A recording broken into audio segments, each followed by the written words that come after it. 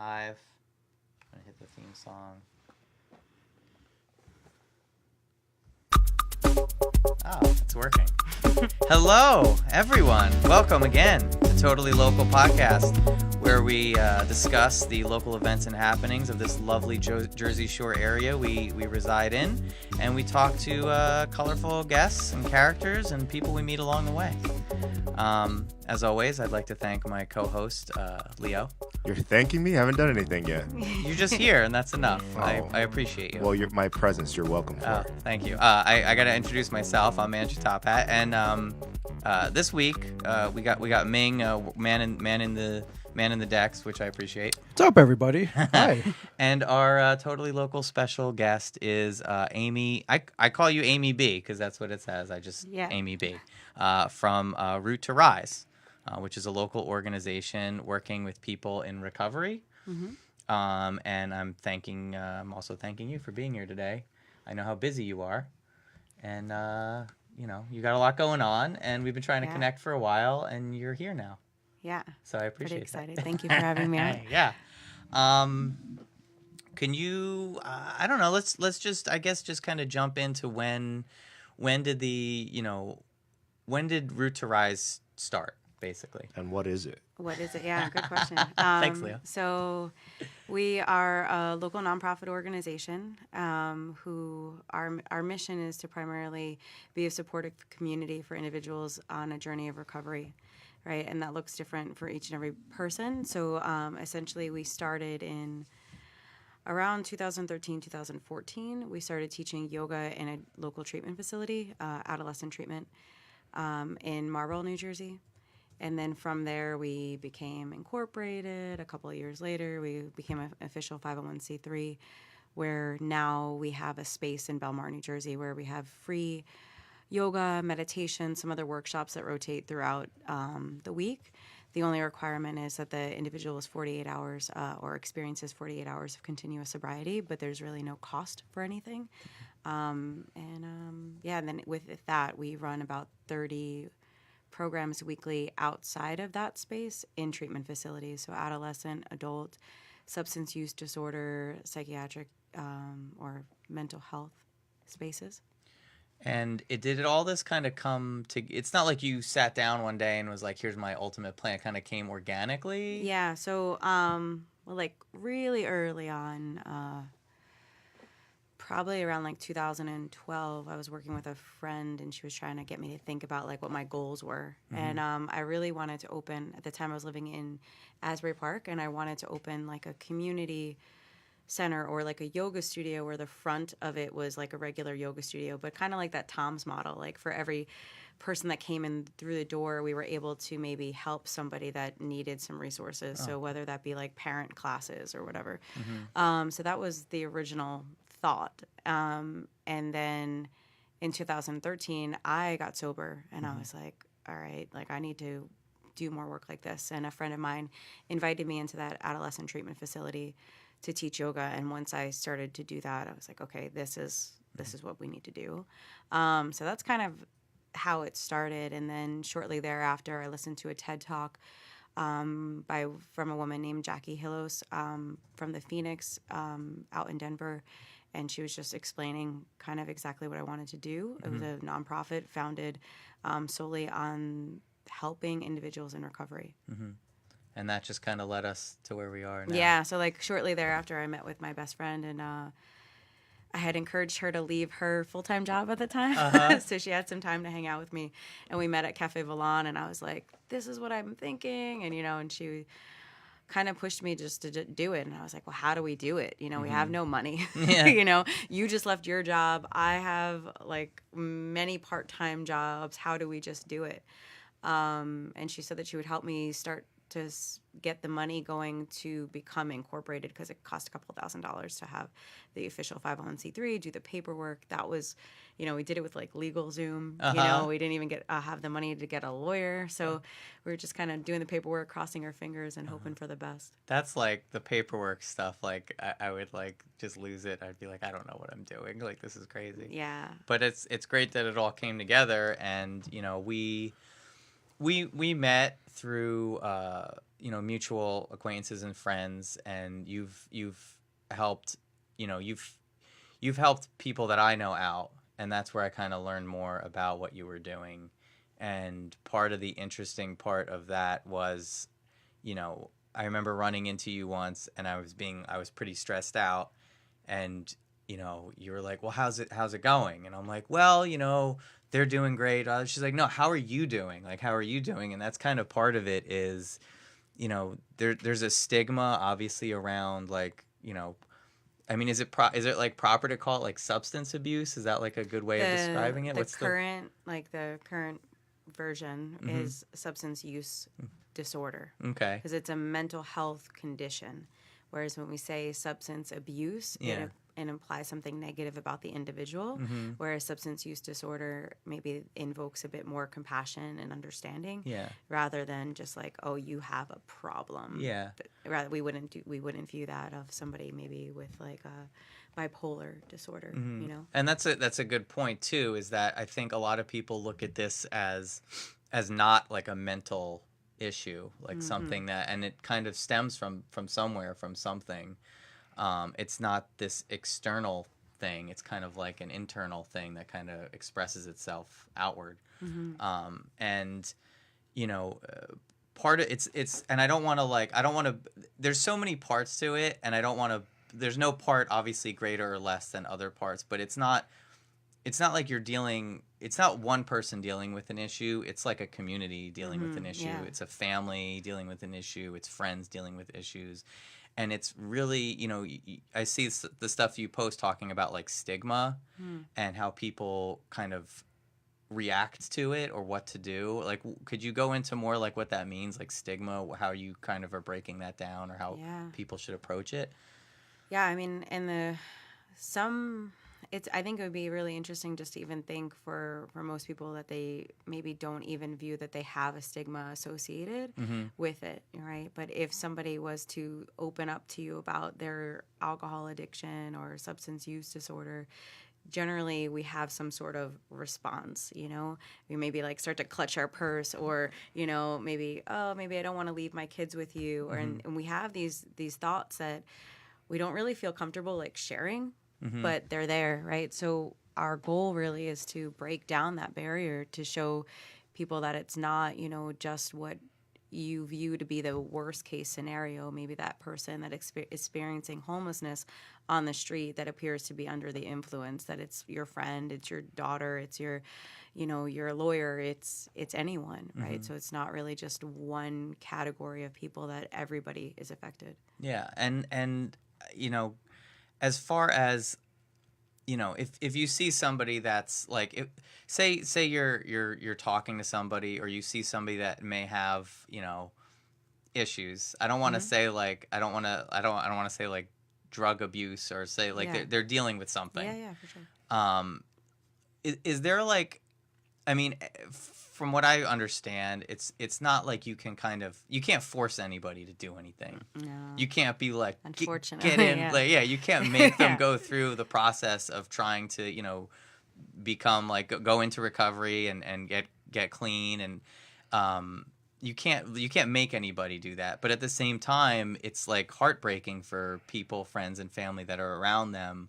If you see somebody that you think is going through something like that, is there any like proper steps? Is there anything written down somewhere where like people, for the family, or for the, like, if a family or friend is noticing that of somebody else, or for the person that maybe is noticing for the family or friend that's noticing?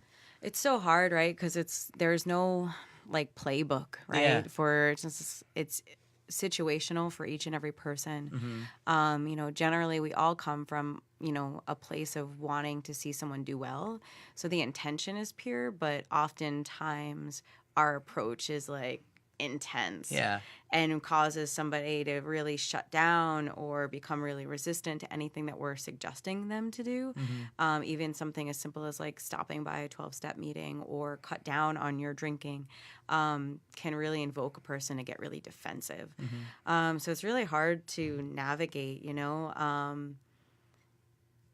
I would say that in my experience, slow titration of letting the person know that you're noticing some things and slowly start to suggest some things, and even being willing to go with them for whatever it is. Maybe it's to a meeting, maybe it's to a therapist, maybe it's like going to a yoga class, or just something that can be pushing them in a direction of wellness rather than further along in their disease.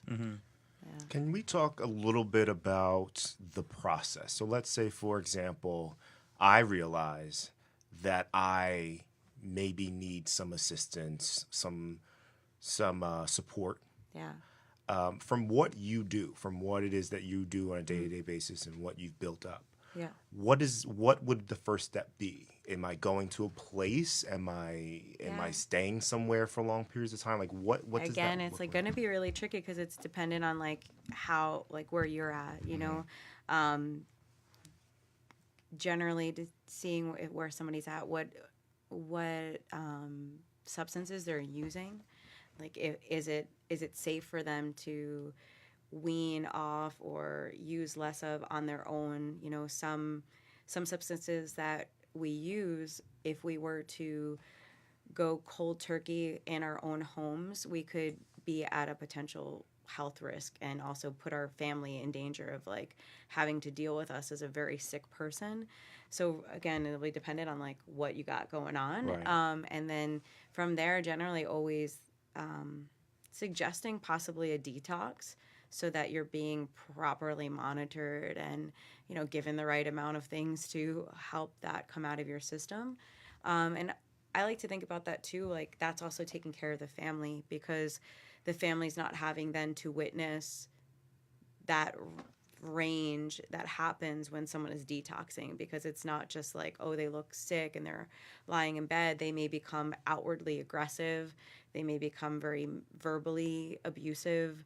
A lot of uncontrollable things. So if there's small children in the home, or, you know, parents and maybe too close of a situation. So generally like encouraging the person, if, you know, if it's necessary, right, to go to detox. And then you do detox? I personally don't, right? Okay. So sometimes people come to our organization, either the family or the person, because they're in this place of coming to terms with the fact that maybe they have an issue or somebody else has an issue, and they will ask like the same question you do. So we'll sit down and kind of figure out, okay, who are they? What does it look like for them? And then if it is an idea of detox, we work to be kind of like a link at times. Like we have a resource list, or we have people that we know that work in particular treatment centers that can, you know, say if there's space, or maybe they have a good reference and get you in right away if the wait list is long, in that kind of way. But as an organization, we personally do not do anything that is immediate in the realm of medically helping the person in, or clinically. So We're you're just providing support, resources, Yep. direction to people who are looking to Yeah. kind of get some information in that area. Yeah, so I myself like have done some recovery coach training in this way of helping the individual to navigate kind of what would be a good outlet for them. You know, is it just a substance use disorder, or is there also mental illness going on? Is there recent trauma? You know, so that we're helping them to find the space that there is going to be most healing for them, rather than just like a one size fits all. Go here, they're going to send you here, and then good luck. Right. You know, yeah. There's a certain point where like you you know, from whatever I've, you know, been in contact with you in the past for, like there's a certain point where it's like you don't know what to do. You don't know how to help somebody. And if somebody comes to you and says, I need help, and you're like, oh crap, all right, well, I don't know what I'm doing. So like you reach out to people, and it's interesting, and I hope it gets better. There were certain points where, you know, I've known people that wanted help, but they couldn't afford help. Yeah. And they weren't in a bad enough spot to where they reached out to places and they couldn't help them until they finally hit like a really bad spot. place, Yeah, and then it's like, okay, well now the state is going to help out. Yeah, so we see like there's so many different things, and I think because of the attention that this epidemic is getting, that there are a lot more resources that are coming out. So there'll be like other nonprofit organizations that essentially all they do is raise money. Not all they do, but like their focus is they raise money to help people get a bed someplace in a treatment center, or there be more scholarships because there's more money coming into treatment centers that they can maybe afford to give somebody a full scholarship. So yeah, it does get quite frustrating when you're trying to help someone get somewhere, and like, you know, they're, unless they are going to commit suicide or they are coming off of meth, which is like, you know, really, really bad, that they won't get the medical attention that they need. So it is a little tricky to navigate for sure. And people, I mean, going back to the whole stigma thing, I don't think a lot of people realize, like, on a biological level, like, you know, when you're taking, you know, if you're abusing drugs, if you're taking a certain substance, it rewires your brain into thinking a different way. Yeah. And you know, people will try to like reason with a person, but you're not dealing with the same person anymore. There's like a personality. There's a different motive obviously put into the mix. So people, I think part of that kind of, I guess, lends itself back to the idea of it being a disease. It's not something that's just an option that you could kind of turn off and turn on at a certain point. Yeah, like I don't think anybody, you know, consciously chooses to want to harm their entire family, steal from their grandmother, you know, not pick their kid up from school, you know, like there are kind of like completely taken over by their illness, that nothing makes sense. Not anything's logic. Yeah, you know, it's just about that one thing, getting that one thing. Yeah. And that's another point too, is like you want to be supportive, like say for people, like say for moms or dads that are dealing with their kids, you want to be supportive, but you know, from what I understand, you're supposed to set some kind of boundaries, and that involves, you know, at times like not letting them live in your house. Yeah. So then it's like, well, what are you kind of have to let go in a certain sense. Yeah, it's super tricky. You know, I have some friends that are near and dear to me that, you know, have lost a child to an overdose, and you know, they've tried. You know, you give them the best, go help them pay for the best treatment, mortgage your house to go to the best treatment, and then you do the opposite, right? Where you, like you said, you tell them no, they can't come here anymore, and it is really hard to navigate like what is the right move at the right time. And it's hard because there's no exact science to it. You can't necessarily tell a parent like, yes, don't let them stay there, but like maybe that one night that you didn't let them stay there is the time, you know, that they go back out or something, and that really is in nobody's control.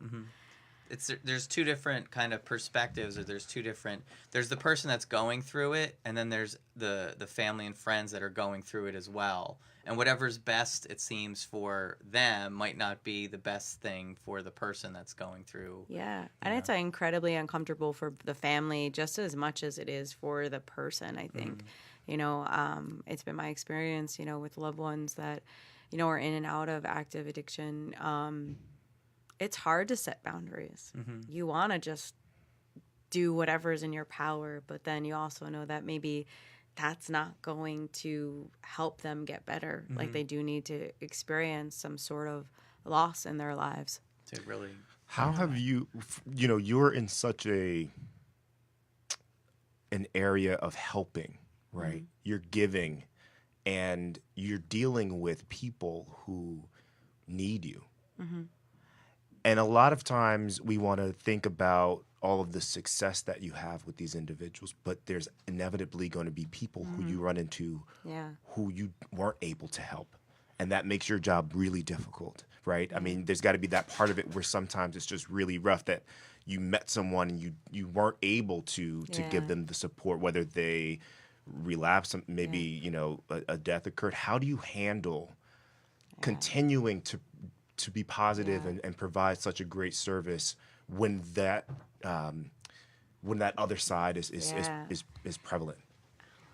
kind of, in the beginning of doing the work and that stuff would happen, you take so much of it on yourself, you're like, what could if I messaged her like 2 days before I did, I have a couple of years back lost a really high school friend who I hadn't been in touch with in a long time and ran into in a meeting, and I had seen her, and then I like didn't remember to like text her, and then like text her, and then found out that she had died like within that 24-hour period. And for like 6 months I was like holding on to, I should have texted her earlier, why didn't I think to like get her number at that meeting. I was like DMing her on Instagram or something. But through that experience, also realizing like I'm not that powerful, like although our intention is to help, I don't really hold that kind of power to really get somebody well, right? We can connect people to resources and things, but ultimately it comes back to the person's willingness to make it happen for themselves, or that could be their life's plan, or Right. it's kind of dark to think about in Right. that way, but through the process of having experienced that a few times, yeah, you have to step back and really see like where your role was, and like what did you check all the boxes, did you do all the things, and like really critically looking at it, and then that helps you set it up for the next time you're dealing with somebody, like maybe trying it a different way. But yeah, it's Well, what advice or if you can say one Yeah. sentence or two sentences to somebody who was going through what you went through, where I forgot to reach out that one Yeah. time, and this person is gone, and you're carrying that weight, Yeah. which a lot of people do, of friends or families that they, Yeah. members, and they just, if I would have just if I could have if I but it didn't happen that way. I What think, advice would you give? like just what I said before, is this idea that like you are not that powerful. Right. Like where your intentions are great, you really don't have the power to save someone's life or to take that pain away from them. It's a combination of things, right? You can be part of that, but ultimately it's not in your control. Do you, It's do you like hard. do you think that now, like in this point in time, you've entered in, and what you're doing is at an interesting point, because it seems like it's I want to I want to say that the outlook of it, or that stigma we were talking about, it seems to be kind of shifting. That you wouldn't see this 10 years ago, definitely Yeah, wouldn't for see it sure. 20 years ago. When I talk to, once this stuff comes into your life, or you start to be more aware of it, and then you start to hear about these relatives you never met from the 70s, Yeah. and like what happened, and how people were like, oh, whatever, like just kind of brush it off, to Yeah. where you are now, where it's like, I think that there's, I think there's more hope now. Yeah. And it's interesting, or I find it interesting. I wonder if you find it interesting that like you're involved, it seems like, in a really kind of a turning point. Yeah, it the seems. culture is definitely becoming more aware, like you say, and a little bit more hopeful, because, many years ago it wasn't acceptable to talk about your own recovery. There are some groups that it's like it's not okay for you to say like I'm a person in recovery. Also because of somebody's professional background, they didn't feel comfortable. So like if the only people that you're learning about that are in recovery are people that are not educated, who have are not getting very far in life, and that's only people that but now you see celebrities coming out, and you see people that have completely transformed their lives and hold good jobs and have families and went back to school, that you're right, they're like you're creating this whole culture of hope. Whereas you're experiencing a substance use disorder, and it's bad and it's dark right now, but there is a possibility for change if you maybe take the suggestions of those people that have transformed their lives, and as uncomfortable as it is, put that stuff into action. After like interacting, you start, once you start noticing people that are using substances, and you've been kind of around it, you start to notice it more like in everyday life, like cashier, like at the register. You could see. Do you ever run into people where you're like, is there nothing you could do in a situation where it's just a total passer like by, you see somebody, like you acknowledge that somebody's probably struggling? Yeah, you could tell like they're going through something, but there's really at that point, does it always come down to you need that person to kind of step out and say, I need, like, there's no way you could tell them what to do? Yeah, you can't tell or them what to suggest do, them. but you can definitely, you know, if you see somebody or you're having a conversation with somebody and you're maybe like are thinking that there's some issue going on, like you could always, I guess in my experience, I'll like, you know, leave them my card. Mm-hmm. Like, hey, you know, if you ever want to come join us for, you know, for something, here's the address, stop by, you know, to see if they're willing to kind of make that step so that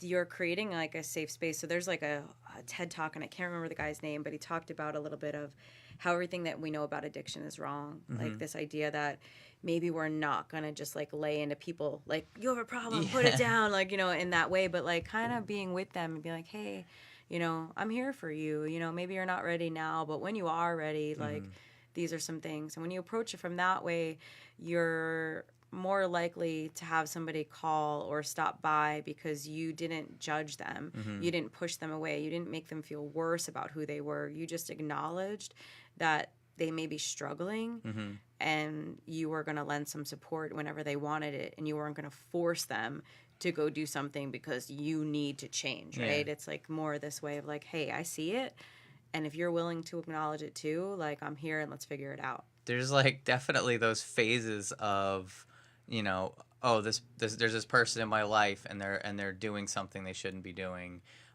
Maybe if I help them out, maybe if I give them money, maybe if I help them out this one time. And then there's, you know, you go through that phase, and then you're like, well, that's not working. Now I'm really mad. What are they doing? I'm really angry. Get away from me. You know, it seems like people go through those like ebbs and flows to eventually get to a point where you're just like, you know, I accept the situation, and I'm kind of, it's better to be like, I'm here for you no matter where you are, as opposed to doing I think that in the beginning it's like always about desperation, right? Because like we hear things, we know things, and we're just come from a place of fear rather than a place of love, right? So if it's like fear that's driving the ship, generally it's never going to end well, you know, for the person or you, you know. I think people too, maybe more recently, it's, maybe I'm wrong, but it seems like there's a younger, it seems like it's younger kids like now that are, you know, it's not some old guy that like, oh, whatever, he's not, you know, it's these younger, they're getting more access to, like, for example, one of the plethora of you know, substances are out there, you know, like opioids, like Oxycontin, like it's easier to get access to it, and then it kind of leads you down a path. For sure, yeah, that's definitely how we've seen it happen. Is there, I mean, is there things, you know, there's this thing when I went to school, you know, it was, you know, I'm older now. You'd have like a cop stop by your school, and they'd show you a big thing of drugs and be like, don't do this, I have a gun. DARE program. Yeah. Doesn't really necessarily work out well for most no, of us. No, not at all. So are there things people are doing now that are, you know, proactive, but in a more, you know, reasonable, logical kind like of, for education, for like for high schoolers or for kids. Yeah, there's many organizations that will come out and kind of just share their own experience, like where you know, there's an organization, I think they're based out of Philly, where they'll come in and they'll talk just a little bit, maybe just getting a younger person that's more relatable to a high school age. So maybe somebody in their young 20s who talks about how, you know, their substance use kind of took off in maybe 8th grade to high school, and what that looked like at various stages, and the kind of what had happened to them before they found recovery, or what brought them to recovery. So that, there's not such a disconnect, because I know that, you know, many years ago when you were first trying to get in any or understand recovery, you like ended up in a room with a bunch of like older people, and you really had nothing to connect with. So now it's just the younger people sharing their story. You do see it a little bit more, and I think younger celebrities are coming out a bit more with it. Yeah, there's definitely, you know, there's examples of you know, younger celebrities not doing well, not making it, and then there's also examples of, you know, sober Yeah. celebrities, which is totally fine. Yeah, I think for like younger culture, that's like how you pulse it, right? Because it's all about popularity and what's current for them. Are you seeing a lot of young children, Yeah. teenagers coming through that need assistance and help? Yeah, so so a big portion of our work is done in treatment facilities, so inpatient and outpatient substance abuse, and we have what we consider to be adolescent units and adults. So generally anything under 18 and then over 18.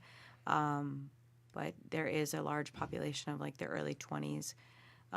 So much so that some treatment centers have broken up age groups so that because probably a couple of years ago you'd have like in a room 75% of 20 somethings and then 50 something, and then it was like how in a group, as an adult who maybe is like really having a hard time, they have kids, they have a house or whatever, how do they necessarily relate to the 23-year-old and navigating that? So you're seeing a lot of treatment centers come around and create groups that are specific for the younger population so that it's worded in a way, I guess, that's more relatable, and then also separating that for what we perceive to be like over 30 or over 35. And what are the substances that you're seeing with the younger population that's coming through? Is it It's like everything. Is it really everything? It's all. Yeah, I mean, obviously we hear the most about heroin, fentanyl, but it is everything. Wow. Yeah, but I think the most cases that we're seeing sort of end up in treatment is heroin, opiate, fentanyl, and that kind of thing because of the overdose prevention that's been going on with Narcan. So if somebody is Narcan's, oftentimes in hospitals are set up to offer someone maybe treatment for that, or like you were speaking earlier, Andrew, is like often spaces will be more inclined to take somebody in if they're dealing with that kind of addiction, as opposed to like, oh, my kid smokes too much weed, Right. No one's maybe taking that as seriously as they would, especially with the current state of like legalization and things like that. So how do you handle when you have the younger, let's say you have someone coming in with a younger person with a substance issue, Yeah. but you are noticing that the parents are not in a place to handle that? I'm sure that does happen. What would you do in that situation? Yeah, again, we would always like refer out to a treatment center or a therapist. Like we have a lot of great friends in the community that work with families that are therapists, that can maybe help them to sit down and navigate that. Because So you're not, I mean, it's we're not more like like you're a calling peer. police. Yeah, no, we're more like a peer-to-peer person. space. Yeah, so like we hold no clinical license in that way. So we're just offering some things that we know that have worked for people, giving them maybe like a list of local treatment centers, detoxes, therapists, and sober homes. Like, if a parent's in a place where like they can't have their kid under their roof anymore because they have smaller children and they're really concerned about that, maybe then they're trying to get their kid into a different housing situation. I mean, the police too, they're handling the situations a lot better these days. Like, if you're having an issue, if say somebody's like ODing, and you call the police, they'll come to your house. They'll administer the Narcan if they can, and they'll kind of just take the substances away. Like they're not gonna like. Yeah. If you're again, I think it goes back to like the stigma or the idea that it's something that like you're not like a criminal. You have something, you need help. So when the police show up now these days, it's not like they're just coming and they're gonna like cuff put you, cuff you and then take you out. Like they're handling it. It's great to see kind of in that sense a broader community. Police are part of the community.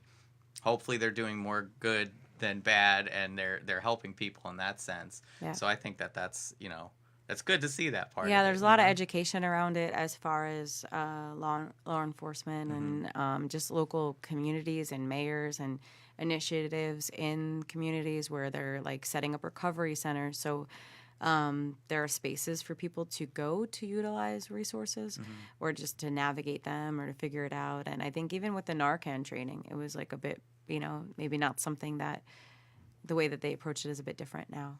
And your website is roottorisenj.org? .com. .com? Yeah.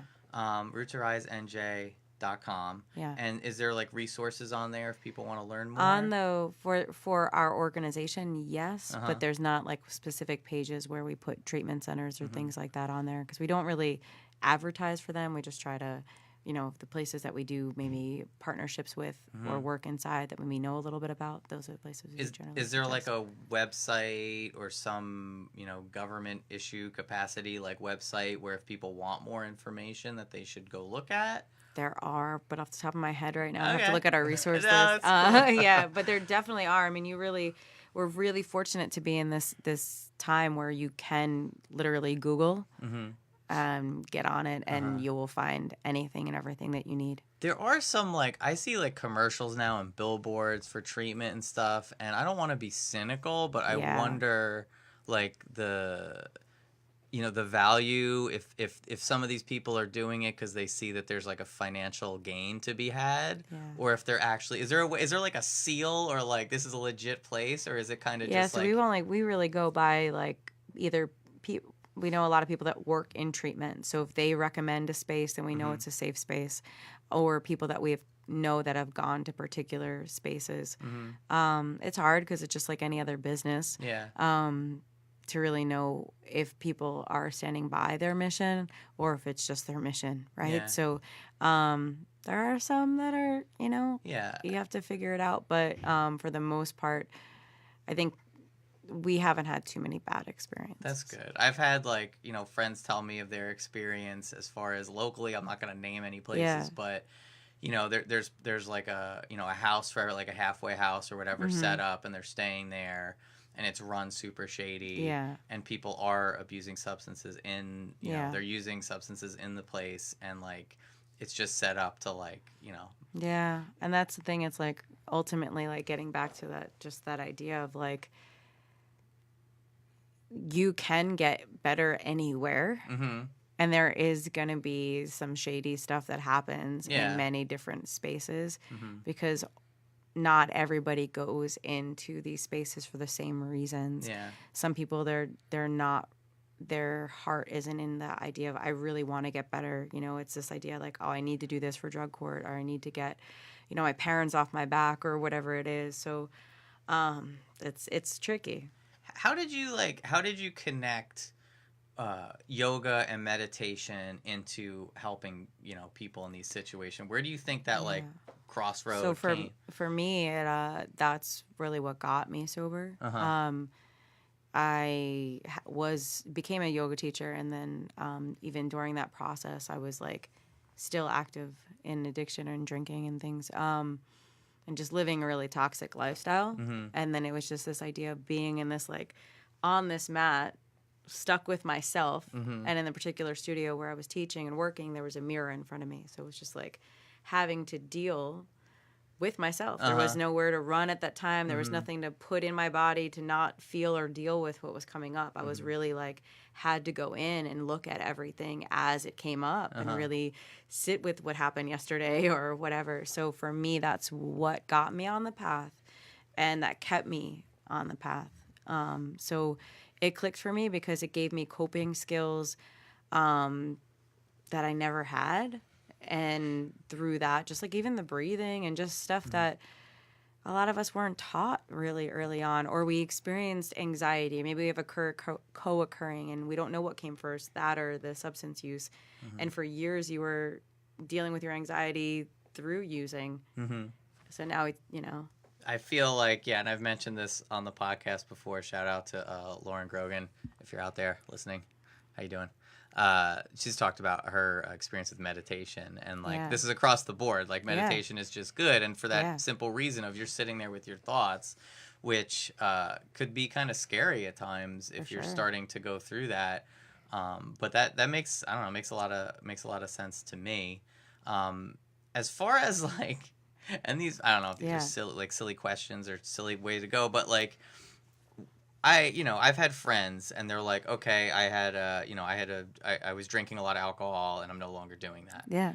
And it gets to this you want to connect with people, but you get kind of awkward. Well, I'm just naturally awkward, so maybe it's just me. But so I've had friends that they did 12 steps. They apologized to me because they did whatever they did. And then it's like, okay, well, I'm out partying. I'm going out to the bars, but you're not. So is it weird to invite people out to a bar if they're going through that? Is it something where how do you navigate those waters? People it's weird, right? Because a person in recovery is sometimes taught to change up people, places, and things, and then again, going back to that idea, you can get better and be better anywhere, right? And I know that for me, sometimes my feelings will get hurt if my friends are all going somewhere and they didn't invite me, and I have some time under my belt, and I'll be like I can be in any situation, and be fine to be there, if there's drugs or alcohol around. Obviously, if it's a house party and it's like that, I'm not trying to, get down, get locked up because I happen to be in that space. Yeah. But in this idea of if you're going to a concert or you're going to a bar, the person may like to dance, and they can do it now without drugs or alcohol in their system.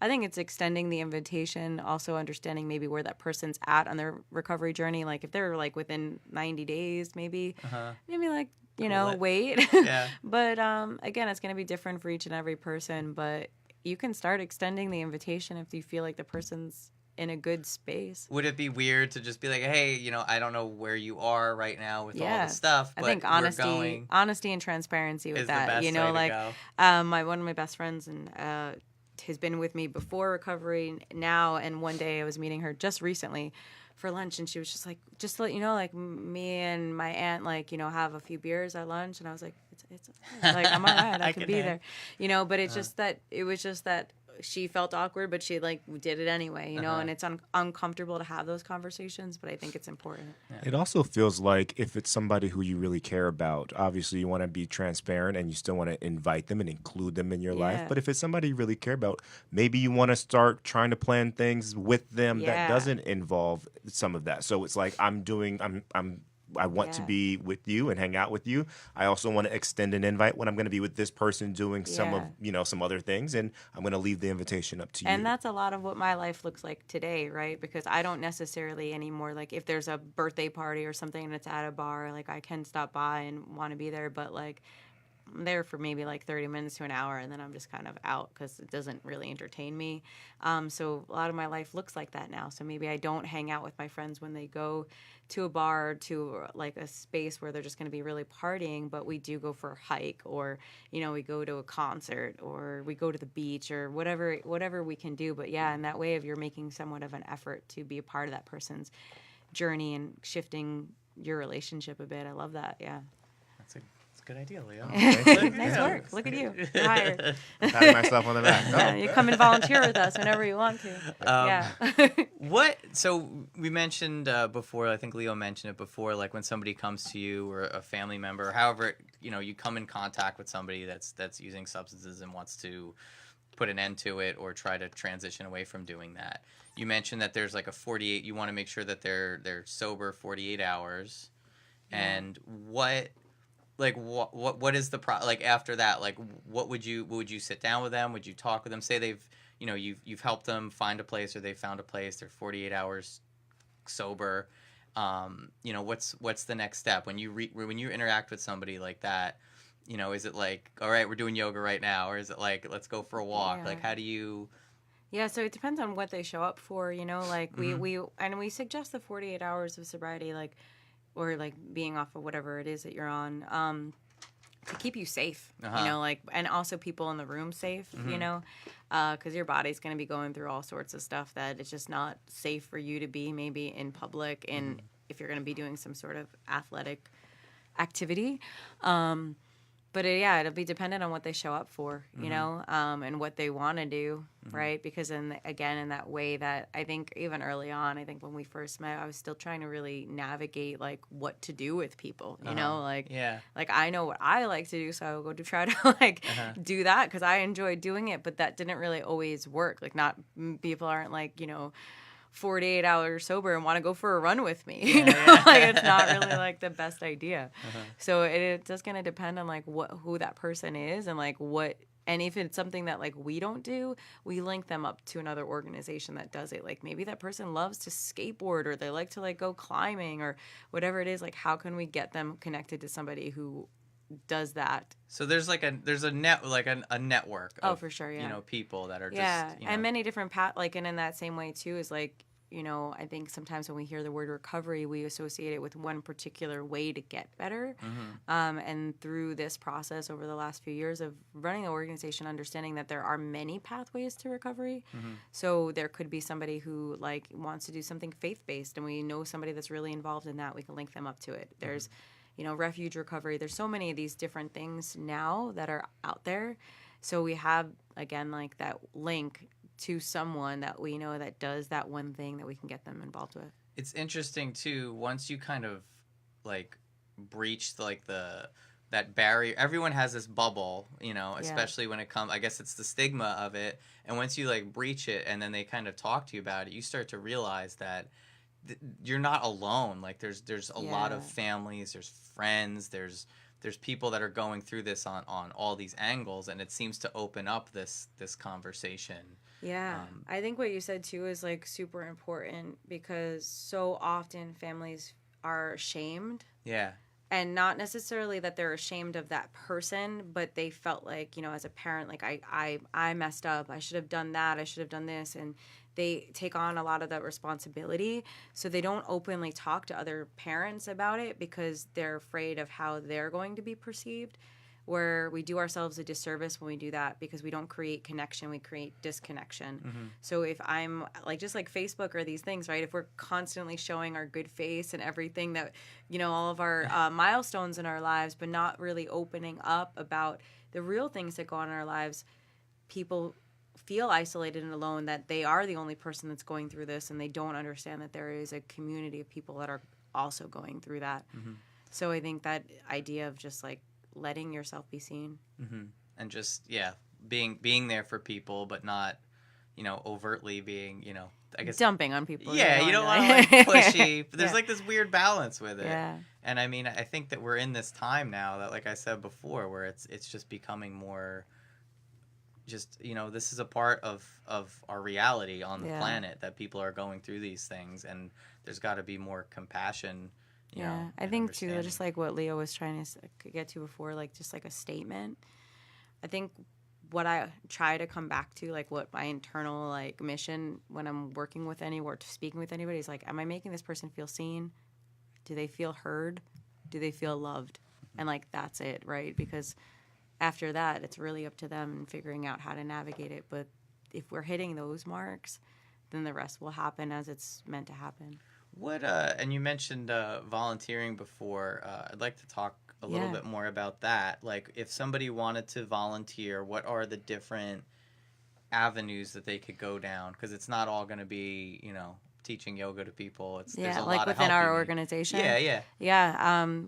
Generally, like the way I know, it feels like every time I ask a question, I'm like, there's no exact Yeah, answer. it's really vague, and because there really is no exact answer. So for us, what we found really is the most efficient is when somebody's coming in to volunteer, get to know that person and what they like to do and what they're good at doing. Because when they're passionate about giving in that way, and we're utilizing their skill set, but it's something that is also going to benefit us, then the volunteering is going to happen rather than it being like someone be really excited for like the first week and then they fall off because it's like we've asked them to come in and like sweep and they like hate cleaning, you know? So that's for us. Like we just, like I have an intern right now from charter school, young man lives in Asbury Park. And he came in last night and I was just like, all right, like, what do you want to do when you grow up? Like, where are we going? You know, like, what are your goals and where are you trying to achieve? And then if we can scale that back and find something that we need help with, but he's also going to get exposed to something that he finds interesting or where he can be of service, that's been our way that we kind of gone about it. So it's not like it's not two-dimensional where it's like, okay, we're having an event, we need you to sit somewhere and do the event. Yeah. Or it's not the other side of like, all right, tomorrow you're going into a detention facility to teach yoga. Yeah. Like there's a huge spectrum in there. For sure. And as far as going into facilities, there's training you have to do. You have to make sure that they're, you know. Yeah, so there's like, you know, we trauma-informed training in any capacity, because we can't really just send anybody in, especially even individuals that are in recovery themselves. You know, we thought maybe because somebody was in recovery, they'd have a good understanding of how to like speak to other people that are in recovery, and not the case always. So doing some education or training around What was it, language, trauma? What did you trauma informed, like either if it's yoga or coaching or whatever, just giving them a bit more training. Is that something that you would do, or is that something where they have to go somewhere else to get that There training? are some organizations that do it. We've held our own training last May, and we'll probably do that again coming up sometime spring. But if somebody's volunteering with our organization, and we try to just do it in-house where they're, you know, sitting with us, they're hearing it, they're going out to treatment centers, they're shadowing, they're just being exposed to it, so they're learning it real time. So, as far as, you know, it seems to me, whenever I've run into you, it's always, you're just like a comet, like going by, like you're always doing stuff, you're always involved.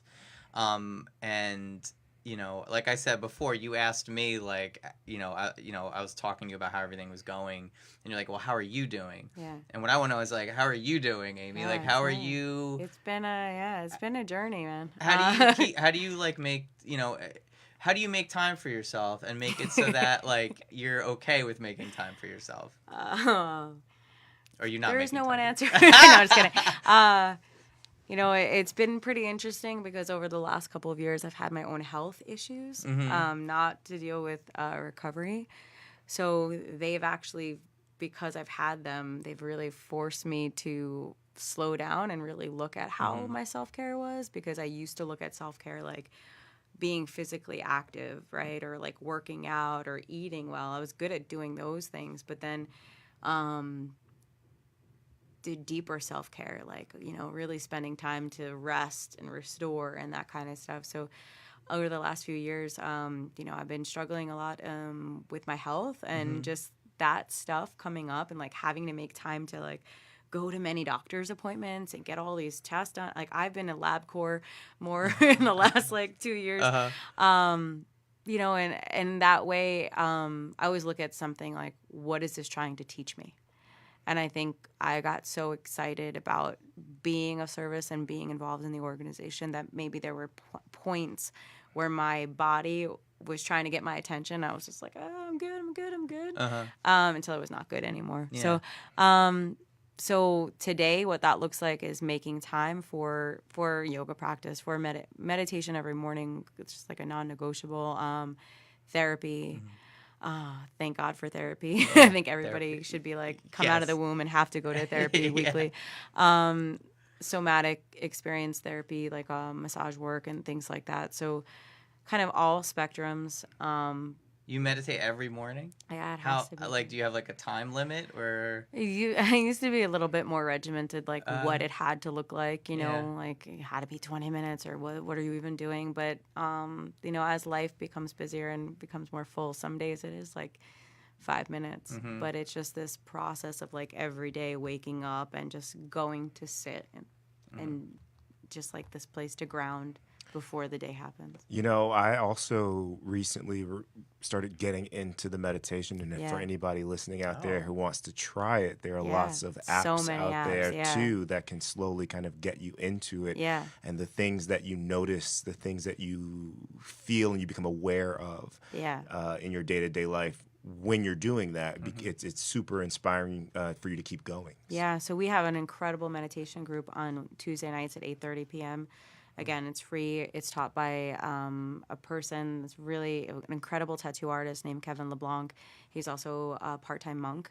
So it's his intro to Zen meditation. Part-time. Yeah, part-time. Only part-time. Because he tattoos during the day, and I'll totally be a monk, but only part-time. Because I got to get some tattoos. Yeah. Yeah, so he has a pretty regular life. But yeah, so we have a really incredible group. And in that way that it's taught, like, you know, so. Is this open to everybody? Open to everybody. Where is this at? Right at our space in cool. Belmar, 911 Main Street. And just really cool because it's a little guided, but it's a lot of quiet time too. Yeah. But what's awesome about that is that after we sit for meditation, he opens it up for discussion. Like, you know, because sometimes you sit for meditation and you're like, watching the craziness of your head go on, or the busyness of your mind, or uncomfortable stuff that you've suppressed for a while. And it's just kind of interesting to hear people share on that, and then some suggestions to help navigate that, because the apps are really a great lead-in to do it. But sometimes you're like, what was that? You know? Yeah. So kind of having a real community that you can connect with. That's awesome. I use Insight Timer. Yeah, That's great the one. Great yeah. one. Because I can't, like, I'm becoming, because I'm such a pain in the ass to deal with, and like, so I try not to be as rigid. My wife obviously helps me with that, and like the guided stuff, I'd be like, all right, stop talking. I just want to sit here and listen to like droning noises. Yeah. But there is something to be said for both sides of it, being able to like listen to somebody kind of guide you through stuff. Yeah. So, that's cool. Lee, I didn't know you were meditating. Yeah, I use the Aware app. Oh, nice. Aware. I've never heard of that one. Yeah, that's Awesome. one that I've been doing for 9 months. That's great. Oh, wow. Yeah. That explains everything now, Leo. I get it. You're so You're much radiant, more. calm, Yeah. calm presence. Oh, guess he used to so. be pretty I'll get crazy right now. I think I'm crazy now, yeah. Well, you mentioned Yeah. before volunteering. So if anybody is interested in maybe coming and doing some volunteer work, is there a way that Yeah, they they just can do call. that? They can call. Just They can give you a show call? up. Yeah, Okay. they And can. what's your address again? 911 Main Street, Okay. Belmar, New Jersey. The website, roottoriseng.com, and the phone number is 732-739-RISE. Okay. Yeah. And just to, I guess, wrap things up, is there any, for anybody that's listening that might be going through something right now and, is thinking about kind of changing how they're Yeah. going about stuff, is there any kind of message that you would like to give to them? No pressure. Yeah. Like, it may be incredibly hard right now to think that life can be any other way, but I assure you that it can be, and it will be like you can't even imagine how good it can possibly get. But it's going to be incredibly painful and incredibly uncomfortable for a little while, and if you're willing to kind of be with that process, you're going to be provided with so much that you can't even, that little moment of being in pain for this next couple of months or couple of years is going to seem like a small price to pay for the life that you can have. Wow. That's great. Wow. But it's so true. It's well, hard. Amy, thank you so much for coming in today. It really means a lot. And, we've put out all that information for people. They can just listen back, and we'll put some links in the comments and stuff. Awesome. But, the work you do is amazing. So thank you for being awesome. Thanks, guys. Thank you, Leo. Thank you, This is Andrew. Totally Local Podcast. Thanks, Ming, and a Shared Universe podcast studio. I'm going to play the song. 'Cause You it's should having just so- play it. You don't have to say you're going to play Oh, it. yeah, I always do that. I'm sorry. Like keeping people. I'm like, yeah, I'm going to play it right